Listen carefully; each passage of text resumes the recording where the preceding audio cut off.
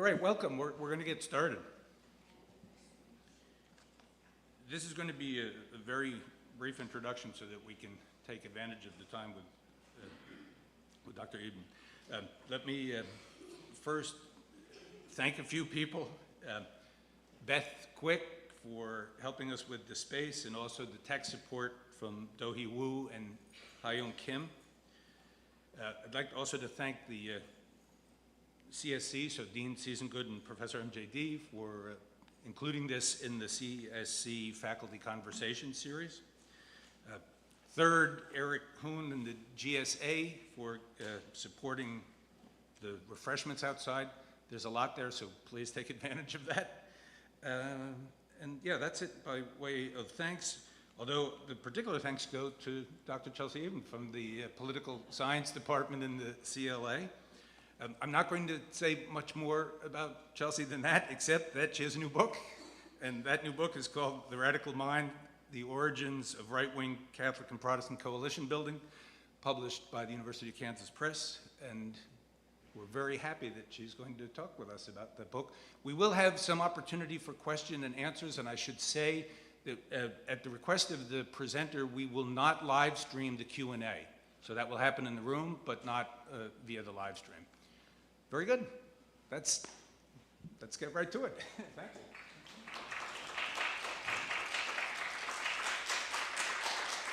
Hi, everyone.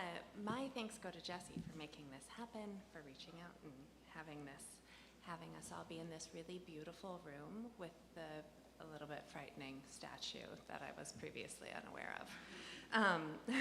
All right, let's get to it. So my book is called The Radical Mind, The Origins of Right-Wing Catholic and Protestant Coalition Building, and it was a long time in the making. It started off as my dissertation, and then I spent quite a few years continuing to edit and revise and add things to it. Oh, now I'm really loud. Is that better? Okay, all right. So, where the project came from. In the book, I tell this kind of apocryphal story about Sarah Palin and her appearing on Fox News and seemingly using the language of natural law theology. And my partner sent me the clip over email and said, "Can you explain to me why Sarah Palin is using Catholic rhetoric?" And I was like, ooh, I don't know that I can. And at the time, I was spending a lot of time reading Catholic natural law theology. I was deeply immersed in like Robert P. George's work. And so I was like, I can't, and I want to be able to explain this.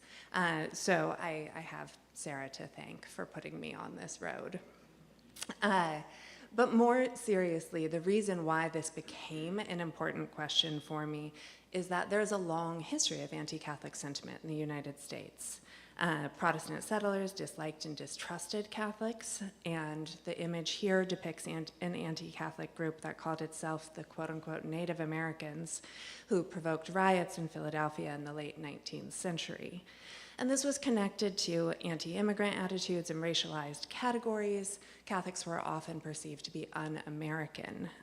In the late 19th century, Tisa Winger writes, "Protestant triumphalists increasingly portrayed Catholics as inherently different from and clearly inferior to the superior race," that superior race being white Protestants. And this history of anti-Catholicism continues through the middle of the 20th century. These are two images from the archives that I came across, both part of anti-JFK propaganda distributed during the 1960 presidential election. On one side it says "the Pope for President," and inside the pamphlet there's a lengthy discourse on how if JFK is elected, we will actually just be a colony of the Vatican.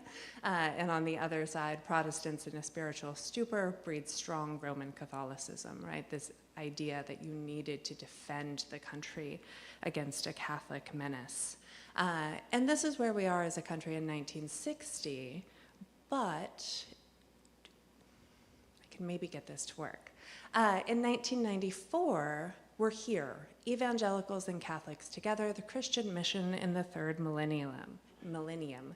So in 1994, First Things, which is an ecumenical Christian publication founded by Richard Newhouse, who was a Lutheran pastor who then converted to Catholicism and became a Catholic priest, published this ecumenical statement, which, and I'm quoting from it, attends to the specific problems and opportunities in the relationship between Roman Catholics and evangelical Protestants, and affirms as Christ is one, so the Christian mission is one.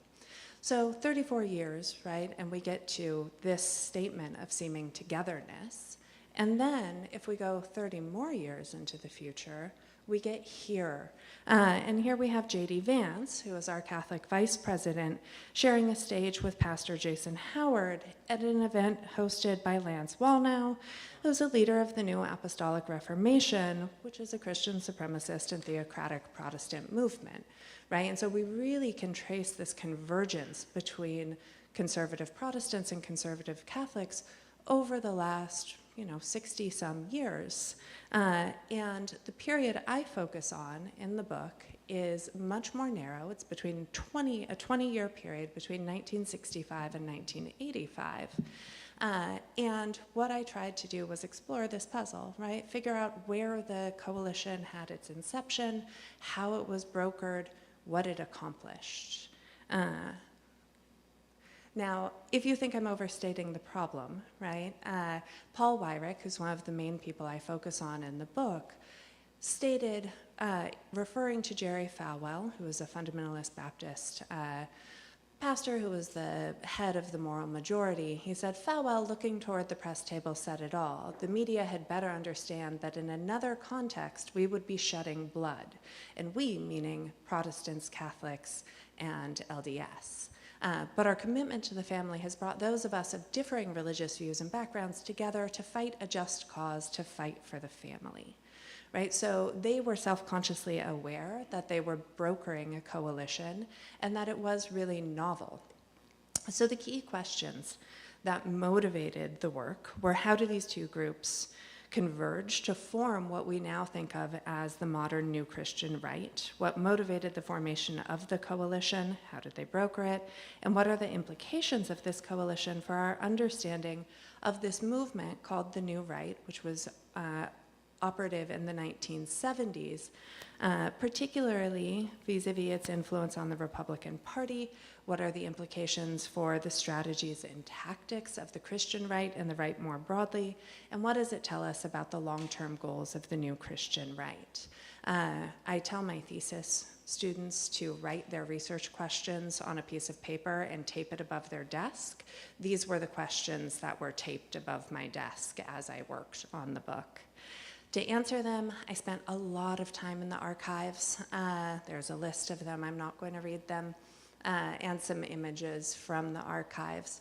One of the things that was a little bit disappointing was that I couldn't get image permissions from any of the archives that I used to publish photos in the book. So there's no kind of graphic illustration anywhere in the book. But I also just had this incredible fortune of being in the right place at the right time, because Paul Weyrich, who I'll talk more about in a second, had obsessively cataloged his own life in scrapbooks. It works out to, I don't know, it's something like 60 linear feet of material that he collected about himself. And his name is underlined in every piece of text that it appears. And these had just been processed and made available when I took my first trip to the Library of Congress. And so I was one of the first people to get to spend an extended amount of time in those documents. And that's really what set me on the course of identifying Weyrich as one of the most central figures in this coalition. So key groups, I've already mentioned most of them, but just to be clear, we're talking about conservative Catholics, not all Catholics. We're talking about conservative Protestants, being those who hold both conservative religious and political beliefs, maybe evangelicals or fundamentalists, a whole range of denominations, but they're sort of united under that umbrella of conservative Protestant. And then the New Right, which has largely been portrayed as a secular movement. In all of the existing political science literature, it is described as a secular movement, and the religiosity of its leaders is never attended to. And so this, again, is why I say I was sort of lucky to be in the right place at the right time to get a hold of Weyrach's scrapbooks. And then the New Christian Right is going to be, right, the movement that comes out of the coalition. All right, getting to the key findings. Oh, I think I skipped a slide. No, I didn't. Finding number one, the deep Catholicism of the New Right leadership, right? Paul Weyrach is so devout in his Catholicism and from such a very young age.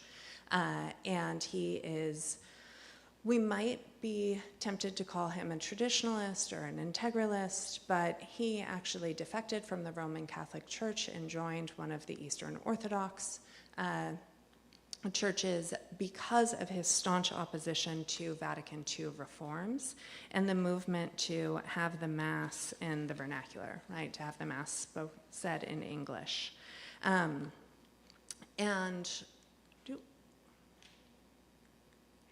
promise I'm going to get the hang of this. All right, there you have Paul Weyrach to the side, and next to him is Connet Marschner, and she doesn't get nearly the amount of attention that she deserves. She was Weyrach's right-hand man, as it were, and really was one of the most influential strategists of the New Right. She claims responsibility for successfully lobbying Nixon to veto universal child care, not once, but twice, because Congress actually passed universal child care, not once, but twice. So Connie really put her stamp on the country with that. And we also have, all right, so thinking about the intense Catholicism of these actors, so much of it stems from Vatican II and the response to it. And what I mean by this, there's a whole chapter about Paul Weyrach and his sort of religious political development, because he emerges as a conservative Catholic, which is a hyphenated identity that only becomes possible in the aftermath of the Vatican II reforms, right? It's as the Catholic Church liberalizes that Weyrach is able to stake out this more particularized identity as a conservative Catholic instead of just being Catholic. And the reforms of Vatican II also empower the Catholic laity to form political organizations and a host of other sort of civic organizations. And Weyrach really takes advantage of this and builds, right? He sort of learns political organizing first in the Catholic traditionalist movement. And conservative Catholics of Weyrach's ilk were really motivated by opposition to what was perceived as population control. They were very fearful that the introduction of oral contraception and access to birth control would lead to the government imposition of reproductive control on Catholic families. I just want to note the irony here, right, of him being motivated by concern about government intervention into the control of people's reproductive choices when the movement that he spearheaded became responsible for a whole range of new restrictions on people's reproductive choices. And then Weyrach was also deeply, deeply aware and concerned with the challenges for mobilizing a Catholic vote, right? Catholics, by and large, had been affiliated with the Democratic Party up until this point. Certainly, JFK locked them in 1960. And while there were conservative Catholics, they hadn't been mobilized politically in a way that could reliably be counted on to turn out at the ballot box. So, finding number one, they were very, very, very Catholic, and Catholicism informed what they were doing. Finding number two is that the Catholic New Right and the Protestant Right built their coalition by capitalizing on changes within their respective religious traditions and communities in order to build points of convergence, and by developing new coalition building strategies and stitching together a plurality of right-wing single-issue groups under the umbrella of pro-family politics. All right, so on the Catholic side, this ends up looking like the production of new, or on the Catholic New Right side, so the production of new institutions, think tanks, political action campaigns, direct mail fundraising, and they create this sort of alphabet soup of organizations and think tanks that I'm going to run through very, very quickly.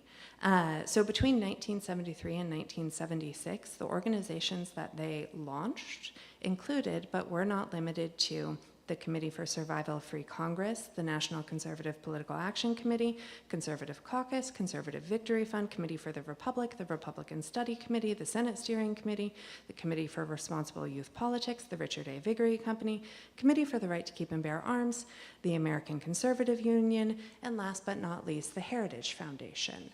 Now, this is all in 3 years, right? It's a tremendous amount of institutional growth that they are responsible for. And at the center of it is Paul Weyrich. When I blew this up, you sort of lose the detail, but all of those organizations I just named are in the circles on the outside, and Paul Weyrich's name is the circle in the center. And this was a diagram that was in his scrapbooks, right? So someone related to him had made this, or he had made it himself, who knows? He definitely had a little bit of a egomaniacal streak to him.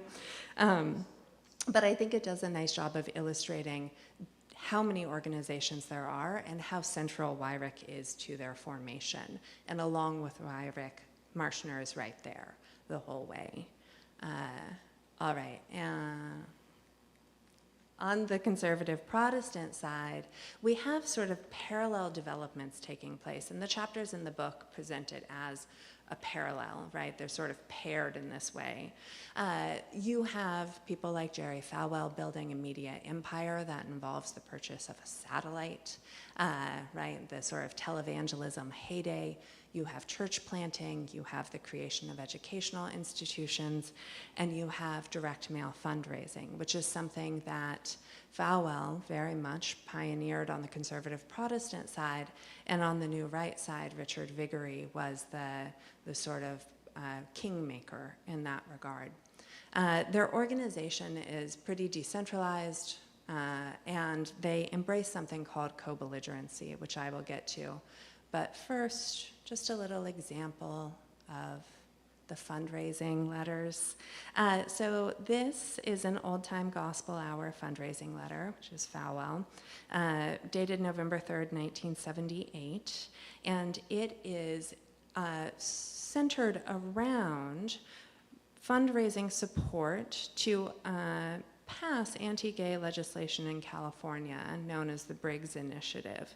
If passed, teachers who were found to have taken part in public homosexual activity or public homosexual conduct would be fired, and public homosexual conduct was defined as the advocating, soliciting, imposing, encouraging, or promoting of private or public homosexual activity directed at or likely to come to the attention of school children and or other employees. Quite an expansive definition there.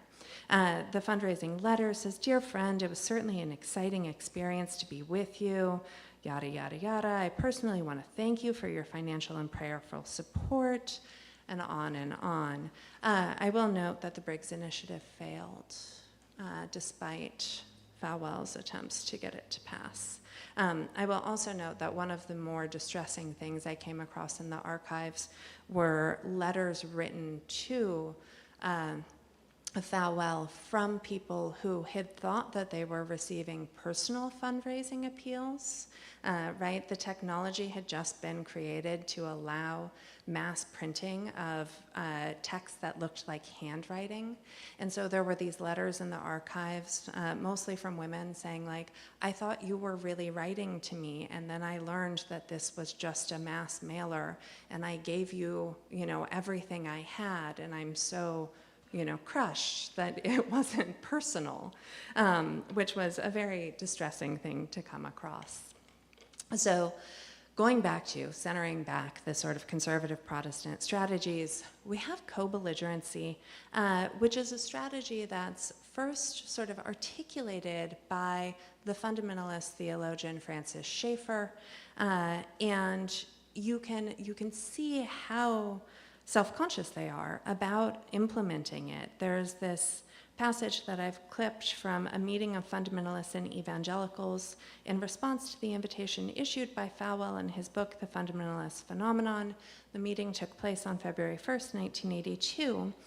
And what that text reads is 30% of moral majority are Roman Catholics, Mormons and Jews outnumber fundamentalists, but they work together even so, and this cooperation is based on their particular agreements as co-belligerents. 80% of fundamentalists are now accepting this position of cooperation. Right? So they're really intentional about understanding that what they are doing requires overcoming internal resistance within the Protestant community and resistance between Catholics and Protestants. All right, this leads to the production of cross-denominational coalition building, right? Both of these movements on their own found that they had limitations, and the limitations led them to develop this new sort of program centered around pro-family politics. Here's a quote from Weyrich saying, "Breaking the barriers between evangelical leaders and Catholics was key. There were years of anti-Catholic feeling in the fundamentalist community, but I had more in common with some in terms of belief in the Lord and fundamentals of the faith than I did with some liberal Catholics. I worked on Catholics to support evangelical candidates and evangelicals to support Catholic candidates." And what really allows them to do this is this idea of pro-family politics, right? This becomes an umbrella under which multiple different single-issue groups can coalesce. And so there's a wagon wheel diagram that shows how things like abortion, opposition to gay rights, opposition to women's rights, pro-parental rights, religious freedom, things as far afield as tax policy, and certainly education, all become grouped under this heading of pro-family politics. One of the examples I often give is, right, like gun rights supporters begin to identify as pro-family because it is a man's right to defend his property, and his property is his wife and children. And so, you know, you have a right to bear arms to defend patriarchal traditionalist hierarchical orders, and that makes you pro-family. All right, I'm trying to speed things up because I want to get to this. So the third finding is that the coalition that they built advanced a proactive politics that was and continues to be dependent on these three things. One, the construction of an imagined past. Two, the manufacturing of an identity of victimhood. And three, the prefiguration of new social relations that are premised on the past and enacted in the present. And I'll break these down one by one. So the New Christian Right uses this discourse of backlash, which we might have, in order to create what I call temporal politics that allows them to imagine the past, to idealize the future, and to create a present time where they are acting to produce the conditions of bringing about that future, right? And so there's this very important part of it is how they construct the past, how they construct the narrative of the traditional.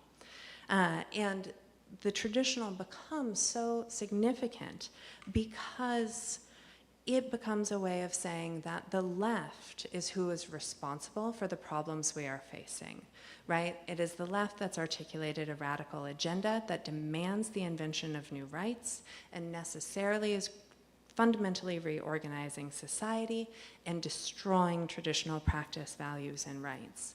It is aided in this backlash discourse always by the Supreme Court, which fails to accurately uphold the Constitution and issues landmark decisions that recognize and affirm the demands of the left.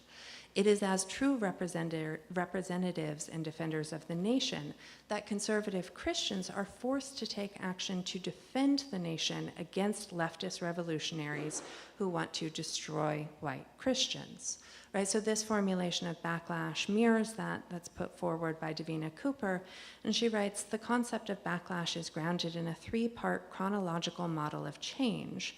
One, time period A, where society is in equilibrium, but certain areas, such as education, are vulnerable to takeover or alteration by more radical forces. Two, time period B, through exerting their power, radical forces manage to win control over certain aspects of society. And three, time period C, society comes out of balance and forces of reaction mobilize to intervene, right? So this idea that we are just trying to get back to the traditional, we are just trying to go back in time, becomes really central. And we can see this, I don't want to spend too much time on here, but the three sort of main issues where the Supreme Court becomes central to the backlash narrative is in school prayer, right, and removing school prayer from public schools, contraception and abortion, and school desegregation. And perhaps the most clear illustration of it is this response, or the backlash to contraception and abortion. And Francis Schaeffer and C. Everett Koop, who would go on to become Ronald Reagan's Surgeon General, wrote in their book, Whatever Happened to the Human Race, of all the subjects relating to the erosion of the sanctity of human life, abortion is the keystone. It is the first and crucial issue that has been overwhelming and changing attitudes toward the value of life in general. The Supreme Court of the United States on January 22, 1973, in deciding Roe v. Wade and Doe v. Bolton, declared that a new personal right or liberty existed in the Constitution, the right of a woman to procure an abortion at any time. The right of privacy was given a completely new interpretation. Now, this narrative, as with other backlash narratives, relies on a false argument that the past was somehow great, when the reality is that conservative Christians have always lamented the present moment. So while some Christian right activists do idealize a mythical past, if you look at any of their literature, you'll see that they're never happy with the status quo at that time and have no desire to remain in it, right? There's always this sort of forward momentum or push.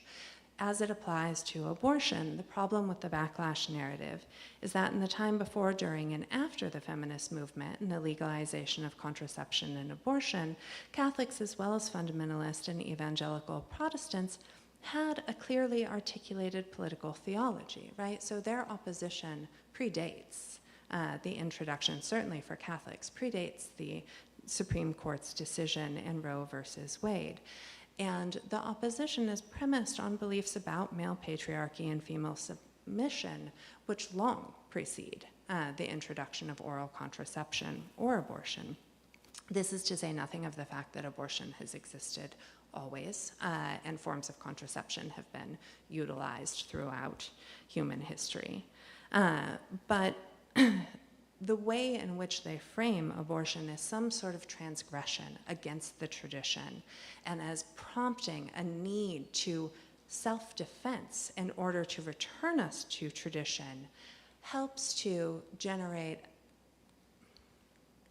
something, an identity of backlash, right? And I'm going to get us ahead. Maybe? No, we'll stay here. And the utility of backlash lies in its ability to obscure and deflect, right? So on the one hand, it can flatten history, masking ideological commitments and hiding institutional structures. And on the other hand, it can be used to rhetorically shift the responsibility of right-wing activism onto the left. In these ways, backlash functions as a script that constructs and reconstructs a particular historical narrative and a related set of identities to shape our knowledge of both events and actors. In turn, the discourse of backlash helps to manufacture an identity of victimhood. And here in the book, I borrow from Mitch Burbrier's framework that he develops in an article called The Victim Ideology of White Supremacists and White Separatists in the United States, to highlight how victimhood can be constructed. And I sort of adjust his categories to think about conservative Christians instead of white supremacists. So Christians are motivated by backlash and a desire to return to the status quo. They are victims of leftist aggression and discrimination. Their religious and parental rights are being violated. The emphasis on parental rights, I'm not going to talk much about it, but maybe in the Q&A we'll get to it, because in all of the campaigns, right, opposing access to gender-affirming care for minors, opposing the trans youth playing sports, opposing teaching students about the existence of queer people or the history of slavery, right? All of these sort of challenges to DEI or to quote-unquote stop woke are framed in terms of parental rights. And that discourse of parental rights is most clearly articulated by the pro-family movement. So it's really, really important, right? And I don't want to undersell that this idea that their religious and parental rights are being violated is central to the formation of an identity of victimhood. This is then followed by the belief that they are shamed for defending their socially conservative religious beliefs. And then we get to the final point, that if they fail to act defensively, Christian conservatives face an imminent and existential threat to their survival. If you listen to President Trump, he will tell you that Christians are the most persecuted religious group in the world. He will tell you that we need to transform our refugee policy in order to facilitate the immigration of white Christians who speak English because they are persecuted, right? This rhetoric is very, very strong, and it's very strong in Great Replacement conspiracy theories that promote anti-immigrant attitudes and ideologies. So the last part of this, and then I will stop talking, the third part is prefigurative politics. And I steal this term from Karl Boggs, who's a Marxist political theorist, who writes that by prefigurative, I mean the embodiment within the ongoing political practice of a movement of those forms of social relations, decision-making, culture, and human experience that are the ultimate goal. And Karl Boggs was thinking about things like workers' councils and Students for a Democratic Society, who tried to live out the social conditions of the world that they wanted to create.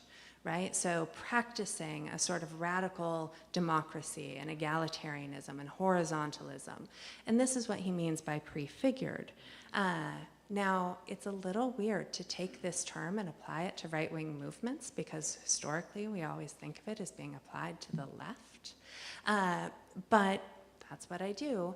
And I say that prefiguration for the right takes the form of calling into being a new political world through the active construction of tradition that never was and only could be brought into being through its present and future-oriented practice, right? So you imagine a past, and that past relates to the future you want to live in. And so you live out a set of social relations in the present in order to emulate your imagined past to bring you to the future. Now, this gets applied to social policy, which is why it's so important for thinking about politics. There we go, I already got that.